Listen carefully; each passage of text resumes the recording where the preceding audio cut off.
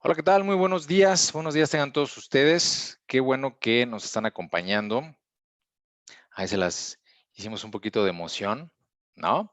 Muchas gracias por conectarse, muchas gracias por estar aquí y por seguir este Global Veterinary Meeting que une a toda Latinoamérica y países europeos en un solo lugar. Muchísimas gracias por acompañarnos. Recuerden ir viendo el calendario de las pláticas que se van a estar dando. Ya empezamos el día de ayer, hoy es el segundo día. Pláticas a las 9 de la mañana y 7 de la noche. 9 de la mañana y 7 de la noche toda esta semana. No se lo pierdan, excelentes ponentes, excelentes temas. Rápidamente nos vamos a enlazar con Israel Giovanni. Todos ustedes lo conocen, de Batuk, quien tiene un mensaje que platicarnos. Giovanni, ¿andas por ahí? Tocayo, ayúdame con tu cámara y tu micrófono. Ándale, ¿cómo estás? Saludos, saludos, ¿qué tal, tocayo Israel? Bienvenidos a todos a este Global Veterinary Meeting. Para nosotros, con orgullo y complacencia, es importante presentar a todos estos grandes ponentes internacionales.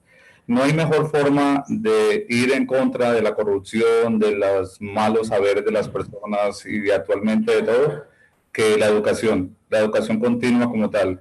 Este es un proyecto que hicimos con mucho cariño conjunto con el doctor Julio Morales y con el apoyo incondicionable, maravilloso de Escuenda. Nos unimos a algo que se llama Batuk Internacional, que tiene ya 9 años, más de 6.000 médicos veterinarios de toda Latinoamérica y del mundo educados, y COGI, Centro Veterinario de Entrenamiento, en los cuales nosotros los médicos veterinarios de Colombia nos unimos para hacer algo que se llama educación continuada pragmática, en la cual de forma presencial hacemos los cursos. Hoy en día, pues en ese orden de ideas, nosotros organizamos el Global Veterinary Meeting con el único y exclusivo interés de seguir la educación, porque la educación debe ser de la cuna a la muerte, en todo momento, como lo dice, pragmático. Yo estoy muy contento porque todas las empresas y colegas que tienen nivel y que tienen mucha experiencia y que a nivel de Latinoamérica y del mundo han enseñado en congresos y que han enseñado en talleres prácticos, hoy en día nos están apoyando para hacer esta bonita iniciativa en la cual no solamente Batuk, no solamente COGI, apoyados por Escuenda, están realizando webinares e incluso talleres prácticos online gratis con el único y exclusivo interés de apoyar a los colegas. Nosotros seguiremos adelante en nuestra educación continuada en el momento online. Más adelante, pues todos saben que nuestros cursos son talleres prácticos de máximo 10, 15 personas, en las cuales desde el punto de vista pragmático aprenden a tener una experiencia o un pensamiento crítico basado en las experiencias. El día de hoy traemos una persona que es realmente inspiradora, un colega que trabaja en el Hospital Valencia Sur, no solamente colegas, sino amigo personal mío y amigo personal de Comunidad Batut y de COGI y amigo de Latinoamérica, en la cual el doctor Jorge Ginás nos ha representado como un médico veterinario con mucha capacidad de amor, mucha capacidad de liderazgo, mucha capacidad de entrenamiento, mucha capacidad de disciplina, y es un digno colega para mostrar a Latinoamérica. Nosotros estamos muy orgullosos porque tenemos grandes ponentes. En la tarde tenemos al doctor Mario Jensen de la Argentina, que ha viajado por toda Latinoamérica y siendo uno de los pioneros y siendo uno de los líderes como tal en lo que tiene que ver con urgencias. Mañana tenemos al profesor Roberto Busadori, para mí uno de los mejores del mundo en cirugía de tórax, hablando del shunt portosistémico extra e intrahepático. Nosotros, este evento, el meeting, el Veterinary Meeting, el Global Veterinary Meeting, lo vamos a reproducir después físicamente, o sea, en presencia, con los mismos expositores. Estamos mirando que pase todo esto de la pandemia. Para nosotros es muy importante que nuestras comunidades, y no solamente las comunidades, sino todos los médicos veterinarios y estudiantes, se vean estimulados a que nosotros, los médicos veterinarios, tenemos un papel muy importante en todo lo que tiene que ver con los factores de la vigilancia epidemiológica. la salud pública. Y hoy en día somos los que estamos saliendo, también igual que los médicos, a trabajar por el bien de nuestros pacientes. Señores, para nosotros es mucho orgullo tener al doctor Jorge Ginás Ceballos, de Valencia Sur, de Valencia, España. Un abrazo, amigo. Muy bien, muchísimas gracias, tocayo. Y efectivamente vamos a presentar al doctor Jorge Ginás. No necesita presentación, es uno de los mejores representantes de la medicina veterinaria en Europa. Y le agradecemos muchísimo porque sabemos que allá están viviendo una crisis importante y el que se haya el tiempo, haya hecho el tiempo y se haya desplazado y haya buscado la manera de conectarse con nosotros, se lo agradecemos muchísimo. Así es de que recibamos por favor al doctor Jorge Ginás. Doctor, bienvenido. Hola, ¿qué tal? Bueno, espero que todos me escuchen bien y nada, daros las gracias por la presentación, por lo que ha comentado Giovanni. Yo me siento muy afortunado de poder colaborar con el grupo BATUC, que es para mí el grupo más importante de formación que he visto en el mundo, y eso que yo aquí en Europa trabajo para un instituto muy importante, quizá pues sea el más importante en España de formación para auxiliares y veterinarios, pero es verdad que la magnitud que tienen a través de las sinergias entre el grupo BATUC y el resto de empresas colaboradoras de formación es potentísima y bueno, espero que les pueda aportar en estos momentos muy difíciles para todos. Aquí estamos en una situación también delicada porque nos ha cogido un poco por sorpresa de la gravedad. Todos pensábamos que era algo un poco más leve, más llevadero, y cuando nos hemos dado cuenta, pues a mí personalmente pues me ha cogido en medio de mis vacaciones fuera de mi ciudad y eso ha hecho más difícil todo el confinamiento, el desplazarme al hospital para hacer casos. Nuestro hospital es un centro solo de referencia y bueno, pues es una situación muy compleja. Pero bueno, por suerte estamos aquí, estamos bien y vamos a intentar ofrecer lo mejor para que pasen un rato agradable y pueda aportar algo que les ayude también a mejorar su manejo de este tipo de situaciones clínicas que son las urgencias respiratorias. Muy bien, doctor, muchísimas gracias y bienvenido. De verdad, un placer tenerte en este auditorio. Si quieres compartir tu pantalla. Vamos allá.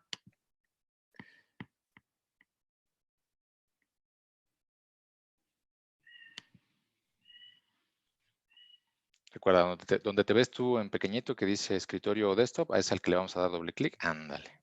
Ahí y ahora mismo yo creo que estamos, ¿verdad? ¿Lo ven todos? ¿Se ve bien? Es correcto, doctor. Adelante, bienvenido. Bueno, pues como hemos hablado... A ver, perdón, vamos a ir más despacio. Vamos a hablar sobre urgencias respiratorias. Lo que yo más veo en el Hospital Valencia Sur por mi especialidad son las urgencias respiratorias de casos de vías altas. Estos son el colapso laringio, el síndrome braquicefálico, crisis obstructivas. Muchas veces la diferenciación entre un paciente que está en un colapso respiratorio de vías altas o vías bajas no es fácil, incluso a veces puede ser combinado o un paciente puede tener una enfermedad cardíaca, una hipertensión pulmonar asociada a una parálisis laringea. Entonces, es una charla donde vamos a poder disfrutar de una manera muy amena porque son todo casos clínicos reales que hemos visto en el hospital y además tenemos varios módulos de charla. Esta va a ser la primera y en esta vamos a tratar de que vayan reconociendo poco a poco las diferentes situaciones clínicas. En este caso vemos a un paciente bulldog francés que viene a un estudio de cardio.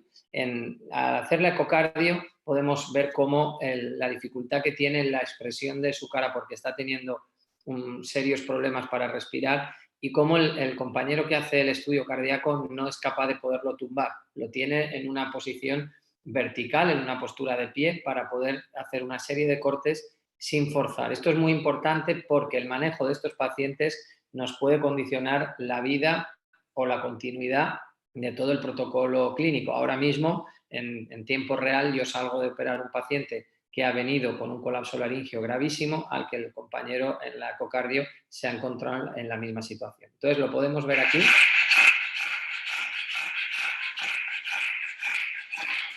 Fíjense bien cómo está haciendo el estudio de ecocardio con el paciente de pie. El paciente manifiesta unos signos clínicos claros de estertor. Vemos, y es uno de los puntos que vamos a tratar de diferenciar en esta charla, estertor frente a estridor. El estertor es un sonido de ronquido con borborismos típico del bulldog francés o del bulldog inglés o del carlino, de los braquicéfalos, cuando hay una predominación de elongación del paladar blando, que además en espesor está aumentado. Cuanto más manipulamos a este paciente, el esfuerzo inspiratorio va incrementándose, también la presión, y pueden llegar al colapso laringio con cianosis y colapso respiratorio con una parada. Por eso es muy importante el manejo. Bueno, aquí.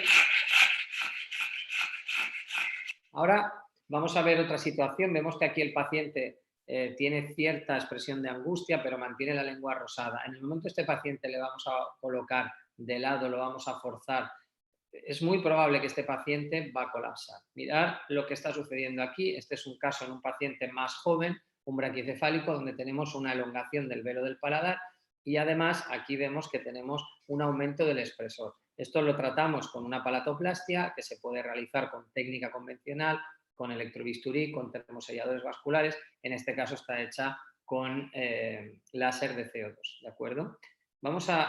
Sería el típico caso con sintomatología clara de elongación de paladar blando que empieza a dar clínicas, sobre todo cuando es muy aumentado el espesor.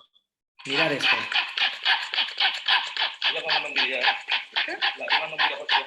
Esta es una situación diferente. Tenemos el paciente ya en un punto más avanzado en el que hay un colapso laringio claro. Pasamos de un estertor a un estridor.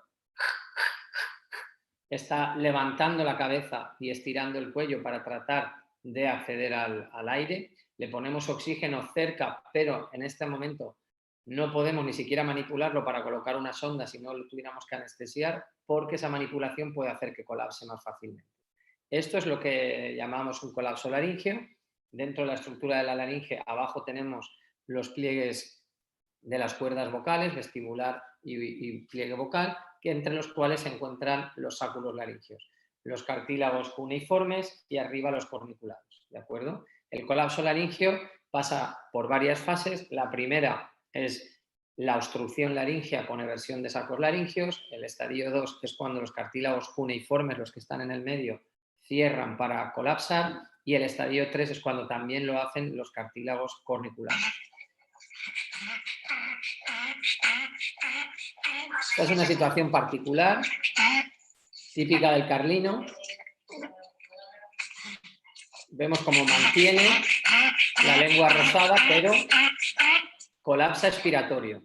Hay un detalle, es que el colapso laringio es la caída medial por aumento de la presión inspiratoria o por flacidez o pérdida de la rigidez de los cartílagos del aritenoides que caen hacia adentro, y eso puede provocar un colapso durante la fase inspiratoria y también expiratoria, o solamente expiratoria, como es el caso de este carlino. La diferencia con la parálisis laringea, en la que siempre vamos a tener una disfunción o un déficit en la abducción con B, la apertura de los cartílagos aritenoides durante la fase inspiratoria.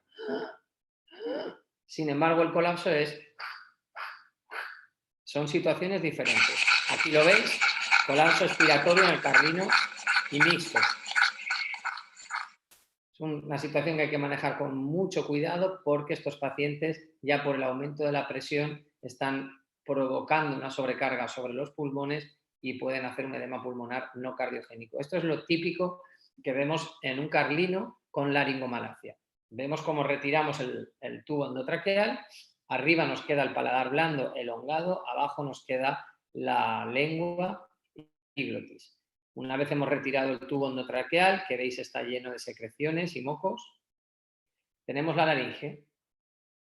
La laringe tiene que abrirse durante la fase inspiratoria y vemos la epiglotis levemente dematizada. Esto lo podemos ver en el carlino en fases iniciales de la edad. Puede tener un carlino 1 año y ya tener un colapso laringio de este tipo, por déficit y flacidez de los cartílagos aritenoides e hiperplasia de los corniculados. Mirad aquí, este es el paladar blando, ¿lo veis? Y el paladar blando tiene que hacer un esfuerzo para poderlo mover y ahí vibra, ¿de acuerdo? Ese es el responsable del sonido estertorio. Pero ¿qué sucede en estos carlinos, que son los que operamos del paladar? Hacemos una palatoplastia y sin embargo no mejoran lo suficiente.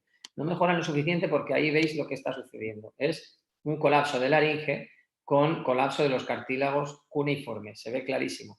Estos cartílagos son los cartílagos cuneiformes, típico en el carlino hiperplasia. La forma de este cartílago no es igual en el bulldog francés o en el bulldog inglés. Y aquí, cuando tienen esta hiperplasia, tienden a colapsar. ¿De acuerdo? Entonces tenemos un paciente al que hacer la palatoplastia le va a aliviar la presión inspiratoria, pero que sigue teniendo un colapso laringio. Además, este colapso laringio responde, en mi experiencia, responde de una manera, podríamos decir que no responde bien, de una manera muy sutil a la lateralización del aritenoides, por la flacidez que tienen y por la hiperplasia de los cartílagos, además de la caída del derecho cuando lateralizamos el izquierdo. Es en mi experiencia la raza, el carlino, que peor va a responder a una lateralización de aritenoides. Si dentro del colapso laringio y las laringes condromaláticas ya es cuestionable la lateralización, yo si la hago en los bulldog francés e inglés, en el carlino, intento evitarla. Aquí entendemos perfectamente el colapso laringio, el aumento de la presión inspiratoria, el déficit del espacio de entrada con hiperplasia de los sacos laringios y obstrucción durante la fase inspiratoria y las cuerdas vocales. Caso muy típico,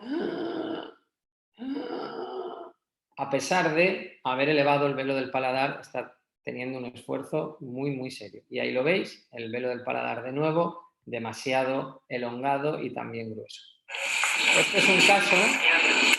es un caso típico de bulldog inglés que ya tiene 10-11 años, que está compensando pero sin copa. Es un paciente que ha ido compensando a lo largo de su vida, que el paladar blando se ha ido engrosando y al aumentar ese grosor también ha ido aumentando la dificultad respiratoria, de manera que la sobrecarga de presión sobre la laringe y de esfuerzo ha ido provocando también, conforme pasan los años y avanza la edad, pues es más lábil y es más débil, pues que acabe provocando un colapso de estadio 2-3. Aquí es muy importante el manejo. Fijaros cómo con la boca cerrada, tranquila, la perrita está manejándose y soportando, pero en cuanto esta perra hace un esfuerzo, sin copa.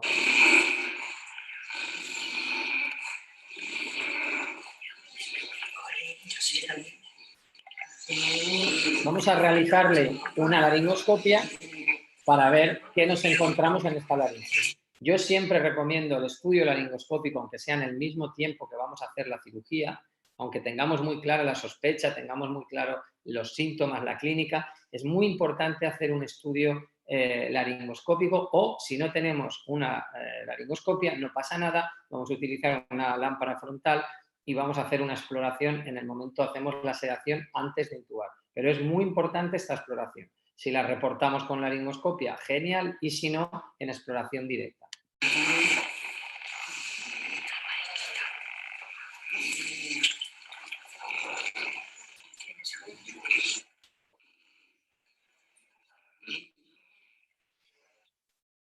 Esta es la posición en la que nosotros los colocamos y aquí estamos haciendo el estudio endoscópico.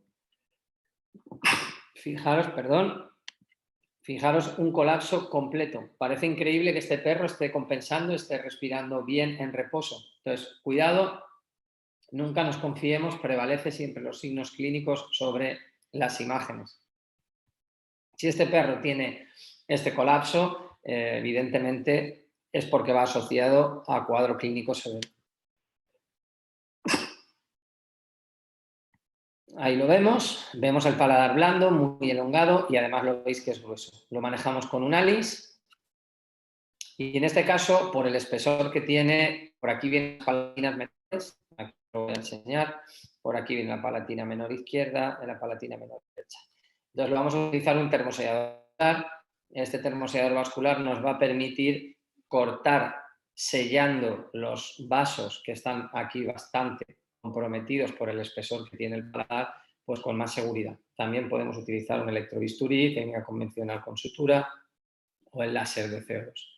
Ahí lo veis, cómo produce una baja dispersión térmica, de manera que la inflamación y el edema son menores. Si utilizamos elementos de calor que dispersan mucho la energía térmica, luego habrá inflamación y edema y por consiguiente un colapso, tendremos que hacer una traqueostomía. Ahí hemos terminado, es muy rápido, lo dejamos sin suturar y ahí vemos la laringe que está sostenida por el tubo endotraqueal. Vamos a plantear una técnica que es la remodelación con láser de CO2 de los cartílagos cuneiformes. Ahí lo veis. Esto solamente sirve para el colapso, aliviar el colapso de cartílagos cuneiformes. Lo que hacemos es rebajar el cartílago, como veis, quitarle esa prominencia que tiene con un láser que produce una muy baja inflamación y edema, y lo tenemos. Hemos ganado unos milímetros por cada lado, que esperamos que aunque la laringe tienda a seguir colapsando, sea suficiente para mejorar al paciente clínicamente. Aquí lo vemos como la recuperación en este caso fue muy buena. Me pude volver a casa sin traqueostomía. No siempre, evidentemente, vamos a conseguir una recuperación tan buena. A veces pueden requerir, a pesar de todo, la traqueostomía. Por eso hay que hacerlo muy rápido y muy limpio. Y esto de aquí seguro que les va a resultar familiar. Es un vídeo antiguo, pero que sigo poniendo en muchas charlas, porque este es un paciente que había viajado por muchos veterinarios y habían planteado muchas diferentes opciones. Al final, cuando vemos esto, sabemos que es un estornudo inverso, ¿de acuerdo? El estornudo inverso es una condición que se puede dar en los pacientes con algunos factores predisponentes, como es la laringitis, la faringitis, la traqueitis, un paciente que de manera estacional tiene unos cuadros de estornudo inverso, pues asociado también a lo mejor a un problema alérgico. Siempre se recomienda hacer un protocolo para descartar factores predisponentes. Uno de ellos puede ser el paladar blando elongado. Cuando es esta la causa, en mi experiencia, a veces no lo podemos saber en braquicéfalos, recortamos el paladar y muchos pacientes, la mitad más o menos, el 50%, tiene una mejoría clínica. Los demás no lo hacen o bien porque es idiopático o porque es secundario a otras circunstancias también. Quédense con el vídeo. Estornudo inverso. Esto es idiopático en la mayoría de ocasiones. Los estudios son solo para descartar y hay factores predisponentes, pero el tratamiento médico sobre el propio estornudo en sí no va a actuar sobre los factores predisponentes. Bueno, este es otro caso. Fíjense, es un paciente que encontramos un granuloma postcicatricial. Es un paciente al que le habían cortado las cuerdas vocales en un criadero y ha hecho un granuloma postcicatricial. Muchas veces también vemos pólipos que, aunque sean benignos, algunos de ellos son muy recidivantes, aunque los quitemos, y además pues producen obstrucción laringea. Os voy a poner otra vez el vídeo del paciente con colapso. Muy típico, sin ser una raza braquicefálica puramente, pero cuando vemos un signo clínico como este hay que explorar. Si no, por laringoscopia, sedación y exploración directa. Y este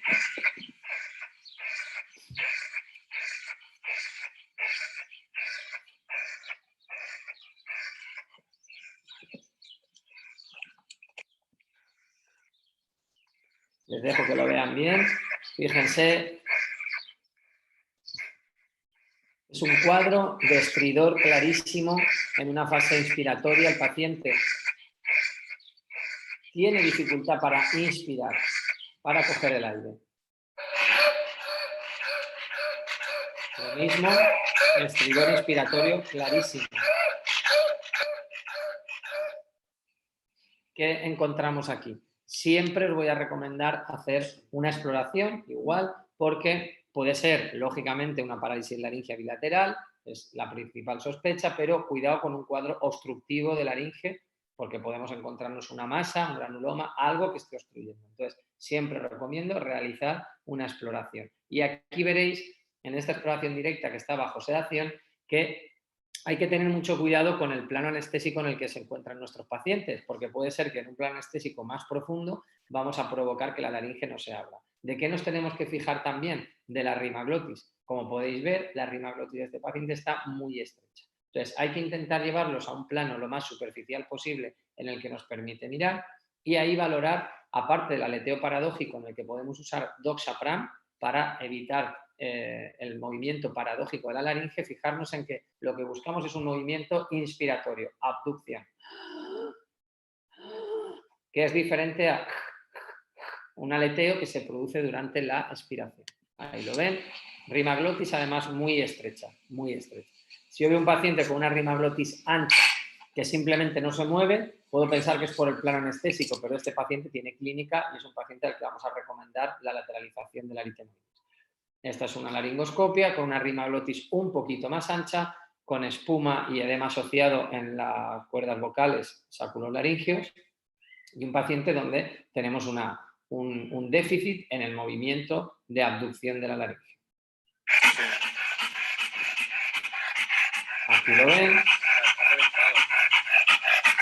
Son pacientes que ya tienen una rima glotis muy estrecha.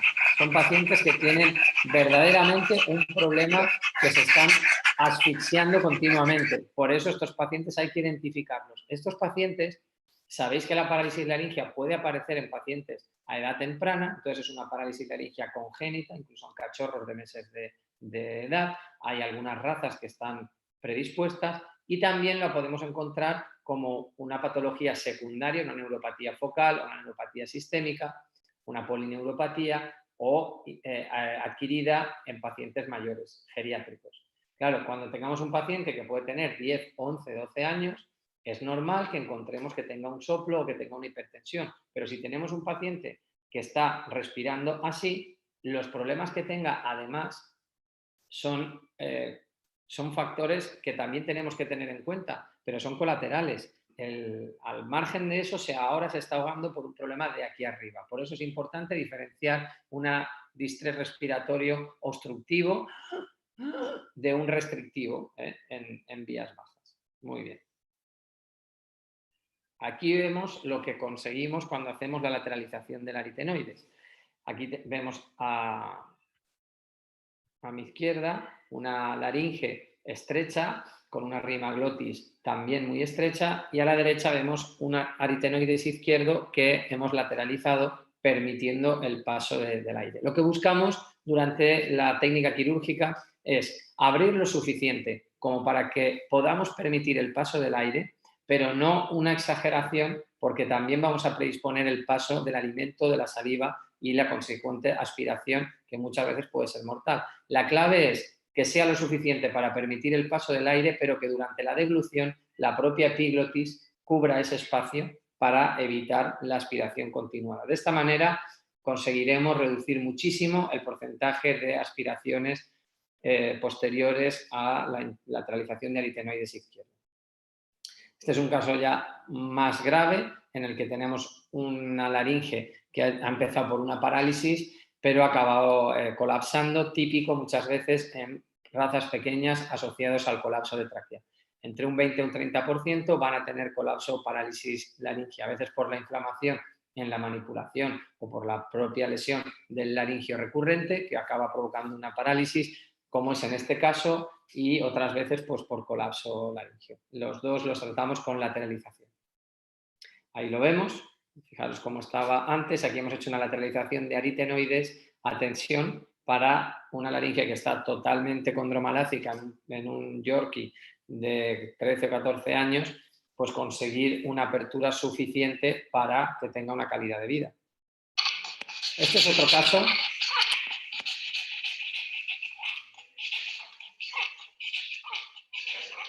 Aquí estamos viendo un colapso laringio expiratorio en un Westie asociado a una disfunción de la laringe, muchas veces por problemas neuroendocrinos. Siempre recomendable, como sabéis, descartar el hipotiroidismo. En este caso era un Cushing que se había descompensado, provocado por un tratamiento por una otitis crónica y que acabó afectando a la laringe, provocando además un colapso expiratorio. Si hacemos una laringoscopia vemos que esta laringe es capaz de inspirar, pero hace este movimiento.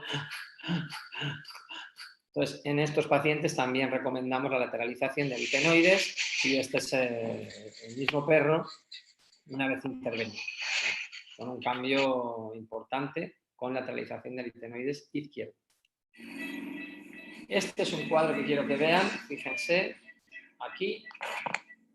Este perro está respirando a boca cerrada, lleva su sonda de oxígeno, tiene un distrés. ¿De acuerdo? Este no es un problema respiratorio restrictivo. Esto va a venir de abajo, va a tener una efusión pleural, va a tener un problema como puede ser una efusión pericárdica, o puede tener una hernia peritoneo-pericárdica, una diafragmática. pero aquí está claro que el paciente tiene una restricción pulmonar abajo. Un paciente que está con una crisis respiratoria de vías altas no va a poder estar compensando con la boca cerrada. Lo voy a volver a poner. Aquí esta es la clave, porque parece muy obvio, parece muy evidente, pero es una realidad que muchísimos pacientes vienen al servicio de cardiología con una parálisis laringea, por ejemplo. Y muchas veces porque de verdad tienen problema cardíaco, pero hay que tratar de identificar por qué se está ahogando este paciente. En este caso es obvio que el problema no viene aquí, no eleva el cuello, no intenta coger el aire, no está abriendo la boca.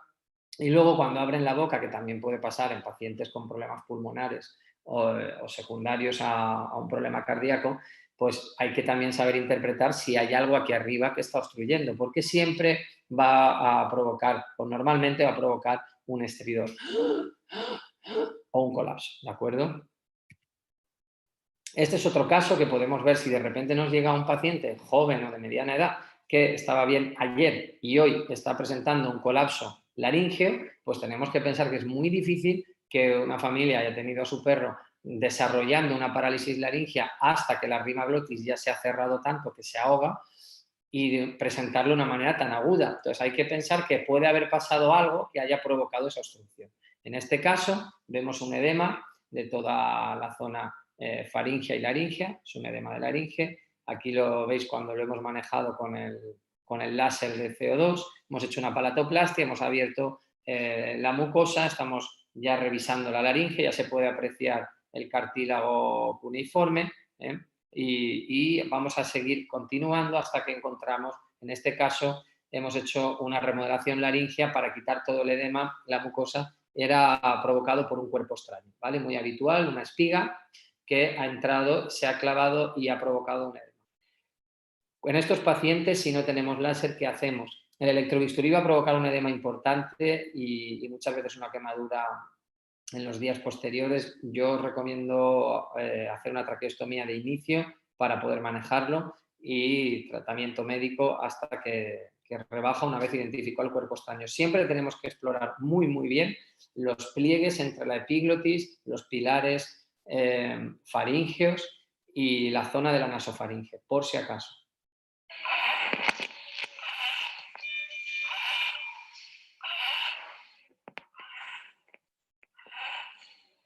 Bueno, esto es un paciente también, claro, típico de problema respiratorio en vías altas. Como podéis observar, está cumpliendo todos los signos de los que hemos hablado. Está elevando el cuello, está intentando coger el oxígeno y tiene una dificultad inspiratoria. Intenta coger el aire y no puede. Hay algo aquí que le está obstruyendo. Es un paciente que ha venido colapsado, con un colapso completo. Hemos hecho una lateralización de aritenoides. Además, este es un paciente que hemos operado, Roberto Usadori, mi compañero, que os va, a todos los que os interese, que os lo recomiendo, la charla mañana de shunt portosistémico, intra y extrahepático. Y hemos operado juntos, hemos hecho una lateralización, hemos hecho remodelación con láser, hemos quitado los sáculos en este caso. Quitar los sáculos incrementa mucho el riesgo de edema obstructivo. Por eso yo no os voy a decir hay que quitarlos o no hay que quitarlos, hay que adaptarse a cada caso, pero también conocer que si los tocamos hay un riesgo aumentado de edema obstructivo y manejarlo. Después de la intervención, pues ha empezado a ir muy bien en cuanto ha empezado a inflamarse. Esto es muy importante. Cuidado, aunque usemos un láser, que es el que menos inflamación y edema produce, puede haber una inflamación y colapso 2, 3, 4 o 6 horas después.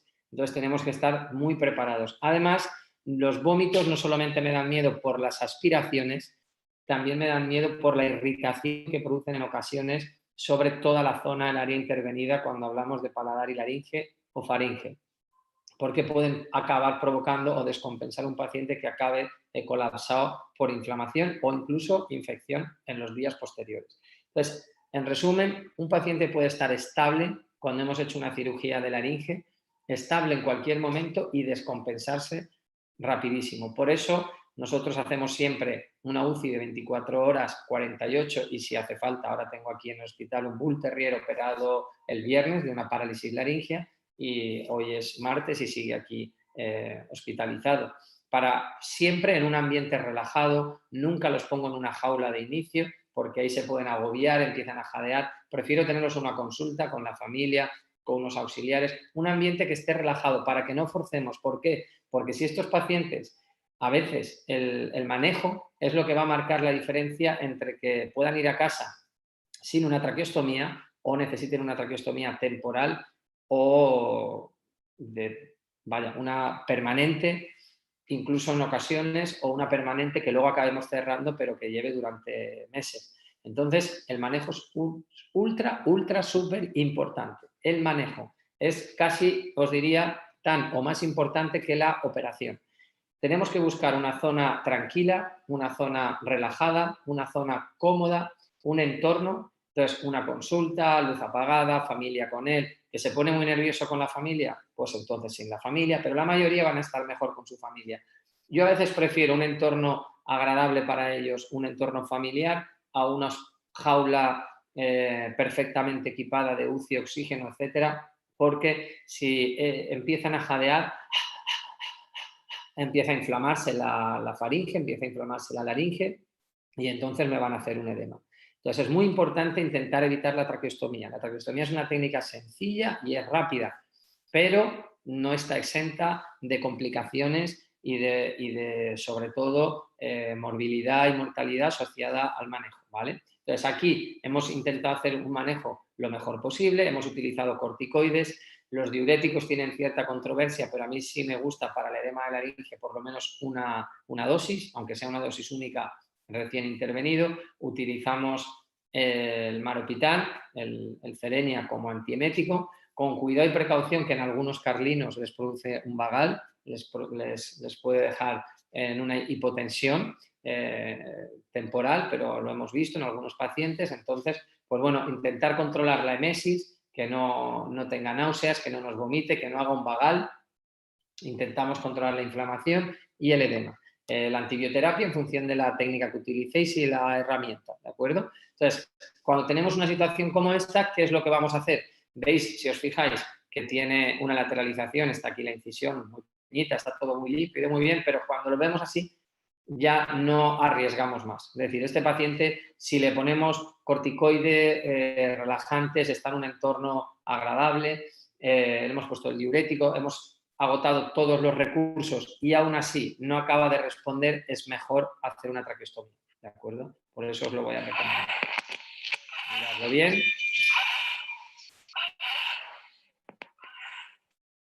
Bueno, y este es el colapso que os estaba comentando. Tenemos un colapso completo con los cartílagos cuneiformes, corniculados, totalmente cerrados, y eso que está lateralizado. Fijaros. ¿Qué podemos conseguir aquí? A ver, ¿qué esperanza tenemos? Vamos a ponerlo aquí. Aquí. ¿Qué esperanza tenemos? Tenemos, si se fijan en el eje, el lado izquierdo está un poquito más separado.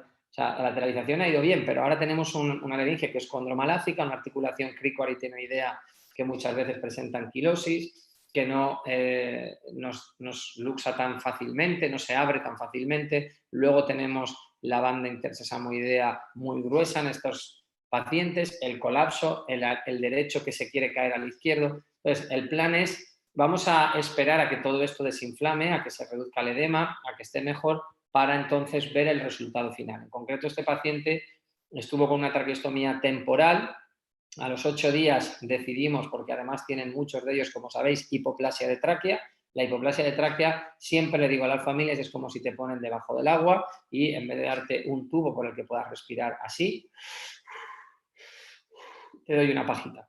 Entonces, yo te doy la pajita y eso lo entienden perfectamente. Pues bueno, cuando además tienen la hipoplasia de tráquea, es un factor predisponente para que suceda este tipo de circunstancias y que tengamos complicaciones con la traqueostomía. Por tanto, cuando se dan estas situaciones, lo que hacemos es una traqueostomía permanente, pero sabéis que la traqueostomía permanente acaba cerrando, entonces la hacemos más pequeñita y la hacemos a conciencia sabiendo que en 2 o 3 meses, cuando se estenose y acabe cerrando, si todo esto ha funcionado, ha ido bien, se ha desinflamado, este perro va a poder hacer una vida normal, como fue el caso de este paciente.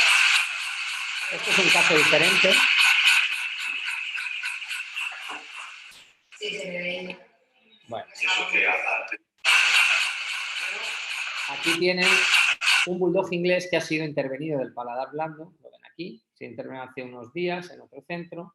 Entonces, este paciente tiene una correcta intervención del paladar blando, está cicatrizando, probablemente por cómo lo veo ha sido operado con bisturí eléctrico y luego suturado con monofilamento reabsorbible, pero a pesar de que hemos corregido el esfuerzo inspiratorio por el paladar, este bulldog inglés cuando vuelve a casa después de varios días hospitalizado se encuentra que colapsa y viene a nuestro hospital de urgencia por colapso laríngeo. Fijaros que, aunque jadea seguro mejor que antes, que había un ruido muy grave, un ruido con mucho estertor, ahora mismo hay un sonido que lo tenemos que identificar.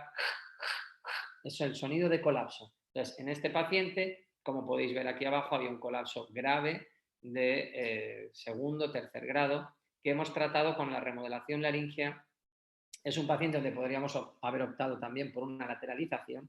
Lo que pasa es que hay que saber elegir también un poco con la experiencia cuándo interesa hacer una lateralización o cuándo podemos dar una oportunidad previa, porque en el momento que hacemos la lateralización estamos como gastando ese último cartucho.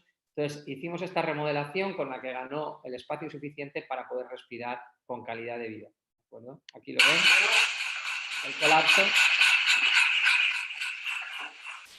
Y después de la intervención con la remodelación. Aquí lo ven perfectamente, con la fotovaporización con láser de CO2 en los cartílagos. También algunos de estos pacientes, a pesar de esto, tenemos que de manera inmediata o posteriormente en unos meses o en unos años, conforme va degenerando y va avanzando el colapso laríngeo, pues una lateralización, ¿de acuerdo? Y ¿este qué les parece? Lo voy a volver a poner.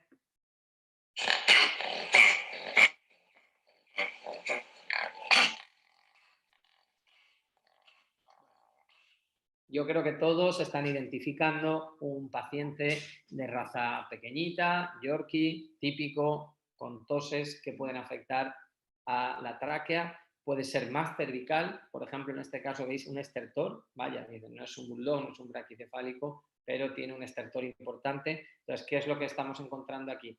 Estamos encontrando un paciente que tiene algún problema en tráquea cervical paladar.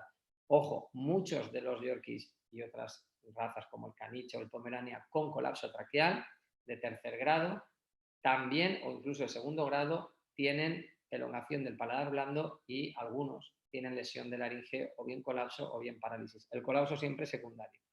Entonces, aquí vemos esta radiografía donde podemos identificar un colapso cérvico-torácico de la tráquea. Siempre recomendamos el estudio por endoscopia o por fluoroscopia. El estudio por endoscopia es, en nuestra opinión, al margen de TAC y fluoroscopia, el estudio más específico y más sensible. Aquí veis otro paciente. Este colapsa mucho más de tórax, ¿de acuerdo? Este es un paciente donde hay un colapso bronquial.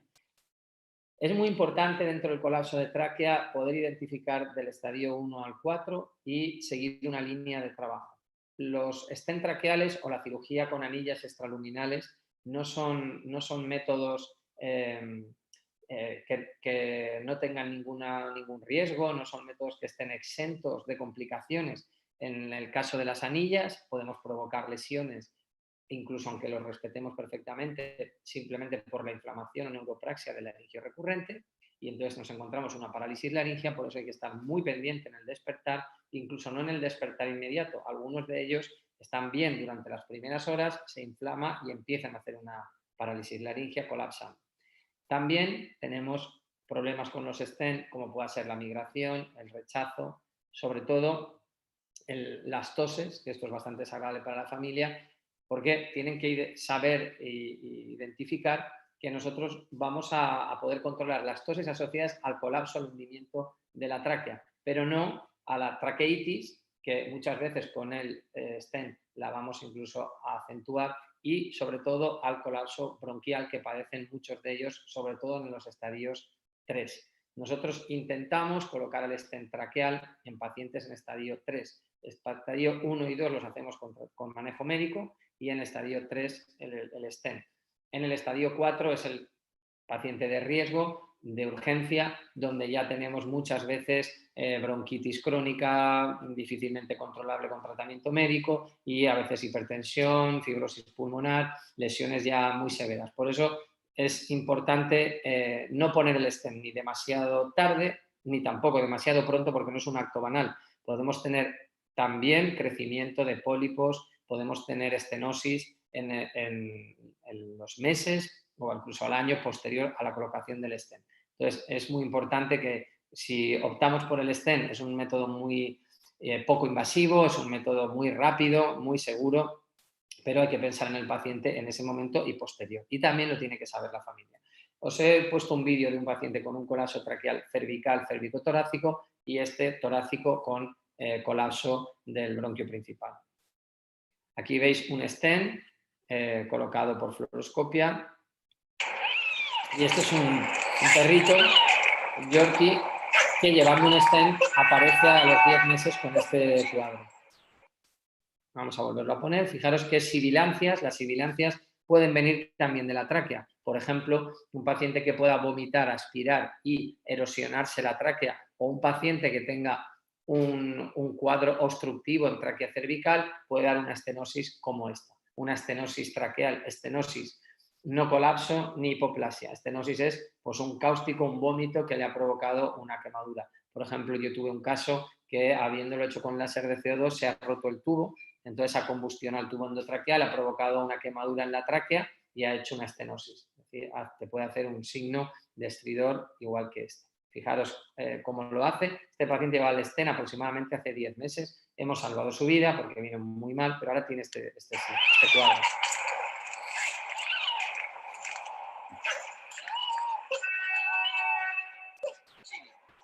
Bien, hacemos por supuesto endoscopia. Y aquí podéis ver el stent dentro de la tráquea. El stent tiene que estar ajustado perfectamente en su diámetro y en su longitud. Si el stent se queda holgado va a migrar seguro. El stent no puede estar muy próximo a la carina, ni muy próximo, ni demasiado próximo a la laringe. Aquí veis una estenosis cicatricial. Si se queda muy próximo a la carina va a haber toses continuas por irritación de la carina. Si se queda muy próxima a la laringe también podéis tener problemas, incluso en la deglución. Bueno, veis la estenosis cicatricial. Son cosas que pueden pasar, no tiene que pasar a todos, pero pueden pasar y tiene que conocer la familia. Ahí lo veis, la estenosis y granulomas, ¿lo veis? Sobrecrecimiento y tejido de granulación. Claro, esto al final está obstruyendo la luz. Aquí podemos quemarlos, podemos poner un stent después por encima, pero ya entramos en una situación delicada. Veis aquí con láser de diodo cómo estamos fotovaporizando. El láser de diodo tiene una fibra de 0,2, 0,4, 0,6 que metemos por el canal de trabajo y podemos con la cámara guiada visualizar cómo vamos quemando todos los granulomas. Hay que hacerlo con mucho cuidado porque el láser de CO2 de diodo, una elevada dispersión térmica. Entonces podemos provocar lesiones ulcerativas o necróticas en los días posteriores. Siempre muy suave, a baja potencia, ahí lo veis. Cuando llegamos a este punto hay algunos pacientes que no van bien ni haciendo esto, pero es verdad que hay otro porcentaje que podemos conseguir darles calidad de vida durante un tiempo más. Ahí veis perfectamente el stent y los granulomas asociados. ¿De acuerdo? Bueno, este es el perrito al día siguiente. Es una recuperación increíble.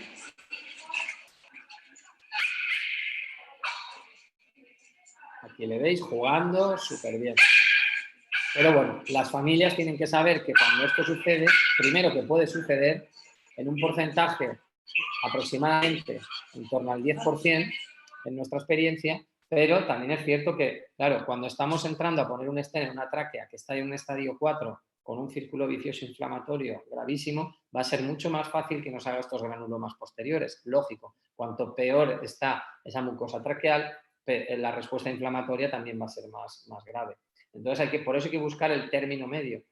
Por eso os digo, ni muy pronto, ni tampoco en una situación muy extrema. Y si lo hacemos, la familia tiene que ser consciente de la situación en la que nos enfrentamos. Porque si todo va bien, fantástico, pero son familias que pueden haber gastado una inversión económica importante para luego encontrarse con estas complicaciones y tener que seguir luchando. Y en este caso, pues ha ido muy bien. Otros, haciendo lo mismo, no lo conseguimos.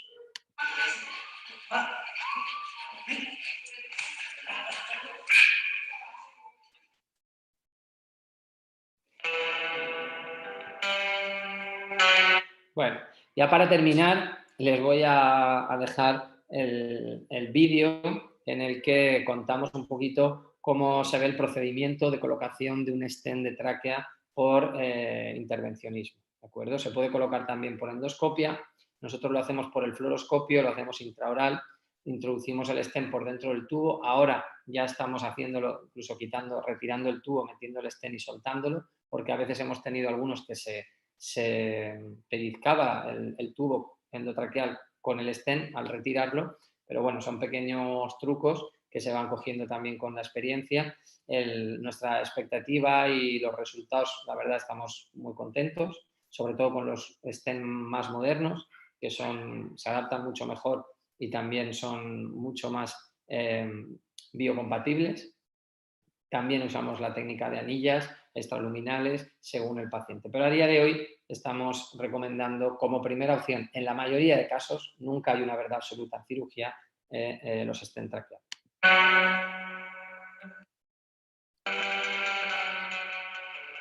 Ahí ven cómo vamos a pasar un introductor. Hacemos el estudio por endoscopio y vemos el colapso clarísimo de grado 3-4.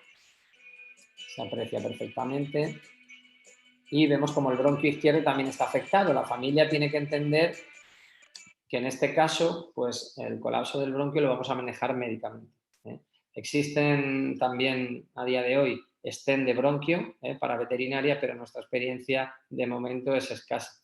Por lo tanto, de momento en la mayoría de casos lo hacemos con un manejo médico. Pero esto lo tiene que también saber la familia por las expectativas, porque muchas veces la expectativa no es que no tosa, la expectativa es que no colapse, que no se ahogue, que tenga una calidad de vida. Pero hay un 20% aproximado de pacientes que pasadas 2-3 semanas perduran las toses, ¿vale? Y esto lo tienen que saber porque les frustra bastante. Bien por el propio stent, que actúa como un cierto cuerpo extraño, bien también si tienen bronquitis crónica y colapso del bronquio principal, como es este caso. Ahí lo ven.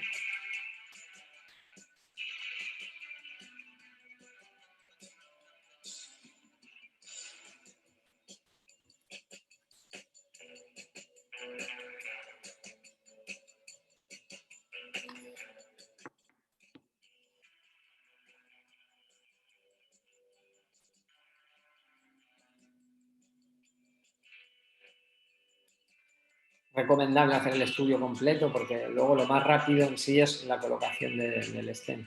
Pero así tenemos un reporte. Nosotros hay pacientes que nos los envían para hacer el estudio, evaluación. Hoy mismo, por ejemplo, mis compañeros han hecho uno, que han hecho incluso TAC de tórax, y entonces a partir de aquí se inicia una terapia médica que también la va a continuar una vez colocado el stent. El stent no sustituye la terapia médica, hace que sea menor dosis, menor tiempo, todo esto, pero todos van a continuar inmediatamente puesto el stent con corticoides, antibióticos y antitusigenos. Nosotros utilizamos la amoxicilina, utilizamos la prednisona y utilizamos la codeína y el dextrometorfán. Aquí veis cómo estamos haciendo un sondaje en el esófago para hacer una medición y ver, esto es un centímetro, entonces tenemos que medir el colapso, toda la longitud de la tráquea que necesitamos poner el stent y la capacidad de expansión de la tráquea para colocar un stent que no rompa la tráquea cuando se abre. La mayoría de stents hoy en día están preparados para que si la presión es alta, en vez de seguir abriéndose, se abre hacia adelante y hacia atrás. ¿Veis? Aquí vemos 9,1, vamos a colocar un stent de 10 a lo mejor, porque si colocamos uno de 9 quizás estamos demasiado al límite y puede quedar holgado. Aquí veis el introductor, lleva una camisa que lo está recubriendo, la vamos retirando y vamos liberando el stent, ahí lo vemos que se va abriendo. Es importante, con la mayoría de stent, una vez abierto no tenemos la posibilidad de poderlos retirar, mover o corregir, pues tenemos una capacidad bastante limitada, entonces intentar estar seguros en el mismo momento que lo lanzamos. Como veis, este paciente no lleva tubo endotraqueal, estamos poniendo el stent directamente, es muy rápido, ¿eh? Pero si os da miedo al principio sobre todo, pues podéis hacerlo a través del tubo. Ahí está, y ya está colocado el stent. Este es el resultado final. Y aquí ven el stent colocado, abriendo la tráquea y evitando el colapso hasta el bronco. ¿De acuerdo? Bueno, pues un poco esta es la sesión que he querido hacer, una primera sesión. Ya tendremos tiempo seguro de hacer en el futuro más y más casos, ¿eh? Y en el que he querido abordar, pues principalmente las situaciones más típicas que encontramos en la clínica diaria en urgencias respiratorias de vías altas, que son las obstrucciones de laringe por colapso, por parálisis, por una masa o a veces por un cuerpo extraño provocando un edema, y luego diferenciarlo de los problemas de vías bajas, diferenciar obstructivo de restrictivo y, por supuesto, comentar el colapso traqueal con o sin colapso laringio, con las diferentes opciones terapéuticas, tanto de manejo médico como quirúrgico. Así que les doy las gracias y espero que les hayan pasado un rato agradable, ameno, y les haya podido aportar alguna idea. Muchísimas gracias, doctor, por esta excelente charla. Si estás de acuerdo, te voy a leer algunas preguntas. Claro, sí, sí. Muy bien, que ya empezaron a caer por acá. Mira, Ginette Mosquera dice, si se realiza traqueostomía, ¿cuántos días es lo recomendado manejarla o es dependiendo del paciente?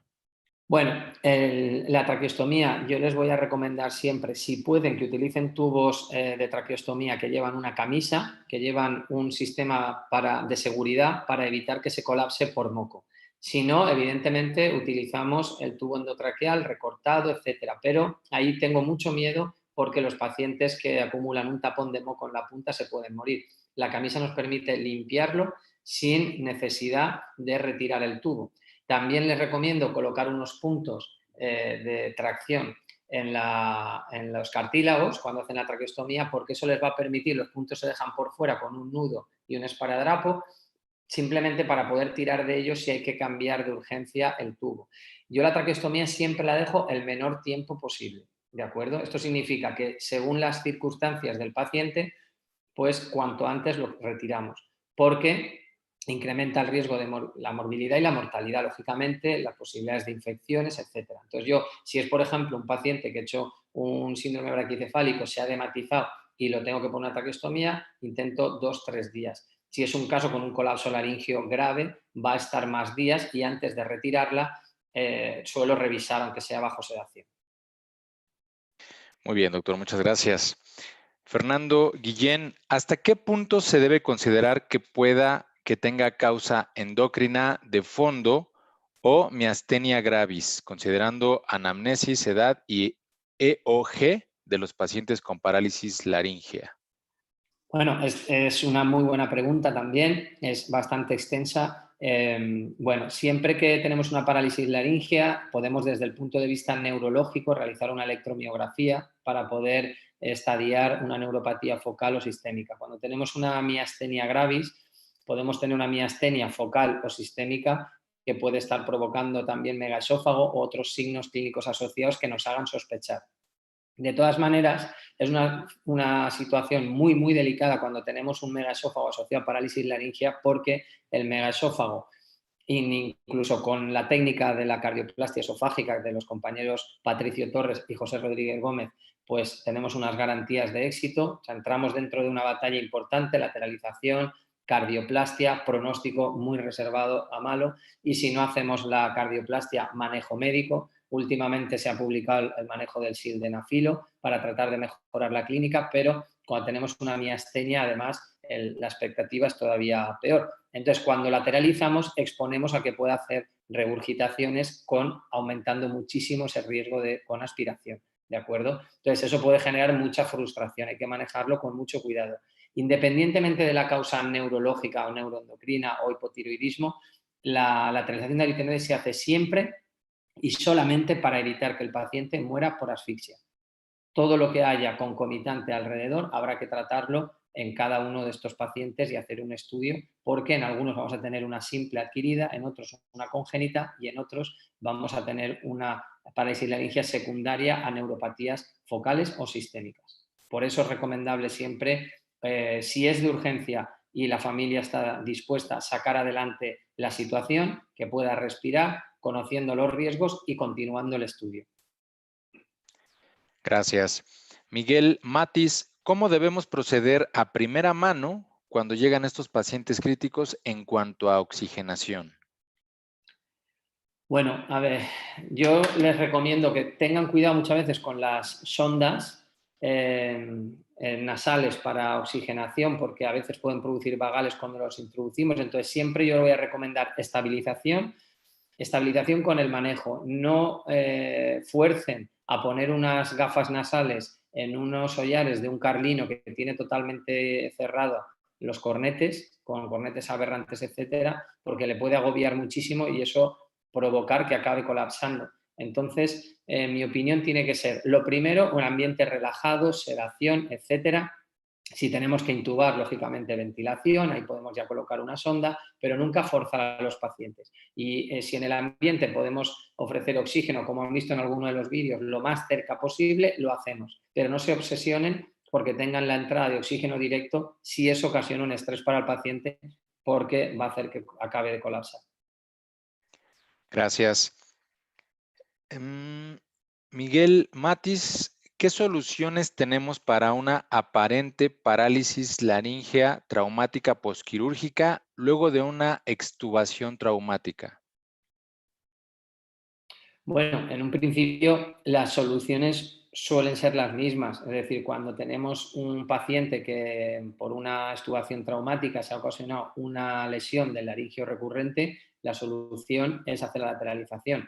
Cualquier lesión del laringio recurrente, traumática también por una mordedura de perro, la solución va a ser esta. A día de hoy se trabajan por otras vías, otras técnicas, etcétera, pero a día de hoy la que tenemos con mayor porcentaje de éxito es la lateralización. En el caso de que hubiera una fractura de los aritenoides, podríamos intentar la lateralización del derecho, si fuera el izquierdo el afectado, por ejemplo, pero en un principio no tendría el porqué el hecho de que sea traumático no indicar que pueda solucionarse con una lateralización, porque normalmente va a ser por una lesión del nervio laringio recurrente o de los músculos implicados cricoaritenoideo, sobre todo en la abducción de la laringe. Muchas gracias. Jessica Andreina, buenos días, excelente conferencia. Tengo una duda. ¿Qué manejo médico le dan al colapso traqueal? Vale, al colapso traqueal, según los estadios, nosotros utilizamos de base, pues lo que comentamos, oxicilina clavulámico, utilizamos codeína, utilizamos dextrometorfano. El dextrometorfano en la mayoría de pacientes no produce tanta somnolencia, en fases iniciales suele ir bastante bien, pero también la codeína en las fases más avanzadas es más potente y bueno, podemos empezar con dextrometorfano o si es un estadio 3 ya, utilizar la codeína. También utilizamos los corticoides, prednisona, metilprednisolona, inyectables y orales a las mínimas dosis posibles que consigamos resultados. Luego tenemos nebulizaciones, tenemos el uso del ambroxol, tenemos el uso del estanozolol incluso, se puede usar a 0,3 miligramos kilo, un día sí, 3 días no, que son esteroides que nos pueden ayudar como broncodilatadores. Y también a veces usamos el butorfanol en gotitas o inyectado, que relaja y además es antitusígeno. Entonces, el manejo médico un poco dentro de todas las situaciones que conocemos, pues basándonos en antiinflamatorios, esteroides, antibioterapia de elección, la amoxicilina normalmente de primera elección y luego antitusígenos. Gracias. Walter Inchausti, ¿hay razas predispuestas para este problema? Para el problema de la parálisis laringia, me imagino que se refiere que sí, hay algunas razas. La más compleja en la congénita es el Bull Terrier, es una raza con predisposición y que la verdad es bastante complicado la lateralización, tiene el que más alto porcentaje de complicaciones y fracaso en nuestra experiencia. Luego tenemos, por ejemplo, el Golden y el Labrador son razas muy predispuestas a la adquirida, a edades avanzadas. El Dálmata también es una raza predispuesta. Sí, hay razas predispuestas. Sí. Gracias. Raúl Eduardo, ¿cuál es el antiemético que utiliza? El Maropitant, Cerenia. Es el Gracias. que utilizamos inyectado. Perdón, gracias. Jorge César Granados dice, gracias por la plática, doctor. Mi pregunta es, ¿qué tratamiento farmacológico das en problemas de urgencia respiratoria alta? Gracias. Sí, nosotros lo mismo, utilizamos el butorfanol, es como sedante, porque además es broncodilatador y antitusígeno. Utilizamos subcutáneo muchas veces o intramuscular. Utilizamos a veces la cepromacina, utilizamos corticoides, Urbasón, por ejemplo, metilprednisolona, 0,5 miligramo kilo. Repetimos dosis si es necesario. Utilizamos la dexametasona en casos responsivos a la metilprednisolona, etcétera. Utilizamos el diurético en fases iniciales y un ambiente tranquilo con oxigenoterapia. Si está en una fase avanzada, pues si hace falta intubar o colocar una sonda, pues lo hacemos. Si hay muchas secreciones, pues las aspiramos según el plano de estabilidad del paciente. Gracias. Alfredo Medina, ¿se puede hacer corte y sutura de paladar hendido y cartílagos de una manera quirúrgica simple? A ver, perdón, ¿se puede hacer? ¿Se puede hacer corte y sutura de paladar hendido y cartílagos de una manera quirúrgica simple? Buah, se puede hacer, claro, pero de esto tenemos una charla solo para hablar de técnicas del paladar hendido, pero sí, se puede hacer. Gracias. Walter Enchausti, ¿qué material utiliza para solucionar el colapso traqueal? ¿Qué material? Me imagino que se refiere al material del stent, son stent de nitinol. Me imagino que se refiere a esto, porque si es al tratamiento médico lo hemos comentado ya, y si se refiere, o puede ser que se refiera a las anillas extraluminales, nosotros las hacemos de silicona, con muchas veces se puede hacer, ya sabéis, con una jeringa, o se puede hacer con la parte transparente donde salen las gotas del sistema de los goteros. Gracias. Jorge Costanzo, ¿el stent traqueal produce tos? ¿Cómo se maneja esa tos? La manejamos igual, la manejamos con el tratamiento médico igual, por eso decía que tienen que estar preparados a que están con tratamiento médico y continúan con tratamiento médico. Entonces lo manejamos con antitusígenos. Nosotros, por ejemplo, cuando colocamos un stent ponemos durante 3 semanas, ponemos antibioterapia, amoxicilina clavulámico 15 días, ponemos codeína de 15 a 20 días y ponemos corticoides mínimo 3 semanas. Y luego vamos jugando con las dosis. Gracias. Dani Uribe, doctor, buen día. Quiero preguntar cuál es el manejo del dolor e inflamación y si la codeína puede ser con paracetamol o definitivamente no. Nosotros la utilizamos sin paracetamol, ¿vale? En estos casos, ¿de acuerdo? Y como analgesia, nosotros la verdad nos gusta bastante el butorfanol. A veces también utilizan los anestesistas la metadona, pero en este tipo de pacientes solemos utilizar de primera opción el butorfanol, que no es tan potente como analgésico, pero es antiinflamatorio a nivel de bronquios y es antitusígeno, es broncodilatador. Gracias, doctor. A veces se vea, dice, doctor, ¿es mejor realizar una endoscopía o rinoscopía? Nosotros hacemos endoscopía de laringe, laringoscopía. Laringoscopía. Gracias. Verónica Moreta, ¿cuál sería el manejo en cuanto a la alimentación del paciente después de realizar este procedimiento? Bueno, en los braquicefálicos, cuando hacemos la palatoplastia, son 24 horas de ayuno absoluto, de comida y de agua. Tengo muchísimo miedo a los vómitos y que provoquen una aspiración, porque se me han muerto pacientes habiendo ido todo perfecto así. Entonces, ayuno. De hecho, la medicación oral la intento evitar por lo menos los primeros días. En la lateralización también lo hago igual, ayuno de 24 horas y después empiezo a introducir dieta blanda durante una semana, 10 días. Les voy viendo cómo se van acostumbrando y van comiendo y van tragando, la devolución, todo. O sea, esto soy bastante precavido. Y es un poco, lo podríamos hacer extensible a la mayoría de casos de obstrucción de vías antes. Gracias. David Cedeño, excelente charla. ¿Cómo manejan Gracias. un paciente con hipoplasia traqueal de raza Bulldog de 2 meses de edad? Buah, tenemos una hipoplasia traqueal en 2 meses de edad. Tenemos que intentar soportar los síntomas asociados al colapso, etcétera, y sobre todo muy importante que no podremos. El principal problema de estos pacientes es que son muy predispuestos a hacer una bronquitis con neumonía necrotizante. Entonces, las mínimas secreciones, mocos, etcétera, responden muy mal. Hay que poner mucolíticos, oxígeno, nebulizaciones. Los antibióticos, si es posible en alguna sedación tomar una muestra en un lavado, aunque no se haga endoscopia, nos va a ser bastante útil. Si no, utilizamos acitromicina muchas veces, o doxiciclina, o amoxicilina, o incluso margofloxacino. Como tiene 2 meses, de inicio podría utilizar acitromicina o amoxicilina.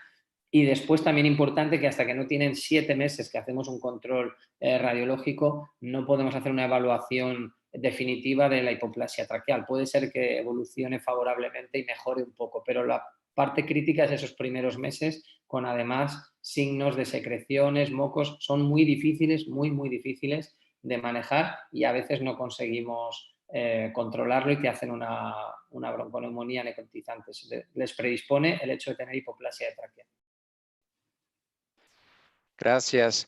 Walter, que preguntaba del material para solucionar el colapso traqueal, dice, me refería a las anillas de silicona, pero no me Sí. quedó muy claro de dónde las puedo obtener. Sí, de las jeringas de 5 mililitros, pero nosotros las obtenemos el sistema de gotero tiene una cámara en donde se ve la gota caer. Hay muchos sistemas de gotero, esa cámara tiene una silicona que es bastante lábil, bastante manejable.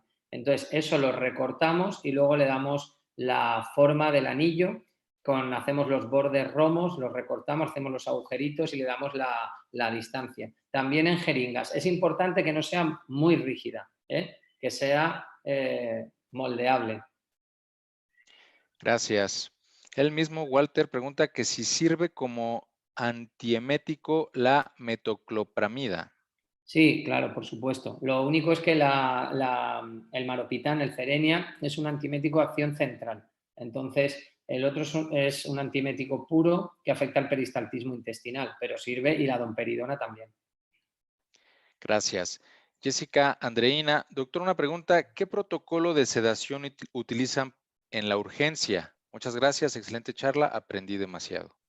Muchísimas gracias, muy, muy amables todos, la verdad. El protocolo que utilizamos, yo no soy anestesista ni intensivista, ¿no? Que en este hospital trabajamos mucho está muy sectorizado en especialidades, entonces normalmente cuando vienen en esa situación todo esto lo hacen los anestesistas o los intensivistas, pero vaya, de elección y en mi experiencia nos gusta mucho el butorfanol, es muy seguro.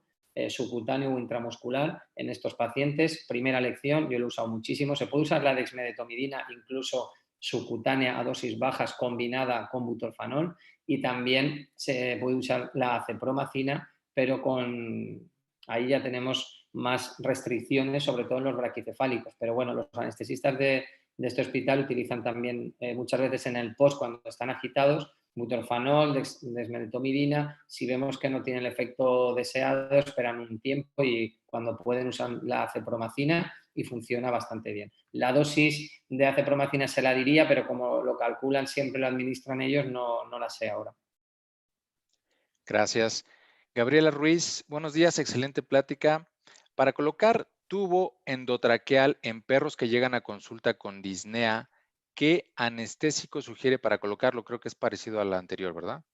Sí, muy parecido y luego es verdad que utilizamos dosis bajas de propofol, que relaja mucho la laringe. Y yo aquí lo que sí que les diría es que siempre piensen que estos pacientes pueden tener una entrada de laringe colapsada, con pólipos, obstructiva o una hipoplasia. Entonces, aunque el perro pese 20 kilos, no piensen en un tubo endotraqueal de 8,5, por ejemplo, o de 8. Siempre tengan listo un tubo endotraqueal más estrecho, más pequeño, el que le correspondería a un perro más pequeño, porque muchas veces, o porque la entrada de la laringe está cerrada, o porque tiene hipoplasia de tráquea, lo vamos a necesitar. Entonces, no importa, primero hay que salvarlo, colocar un tubo fino que entre bien y podamos oxigenar, y después lo cambiamos ya tranquilamente por uno de un tamaño más apropiado.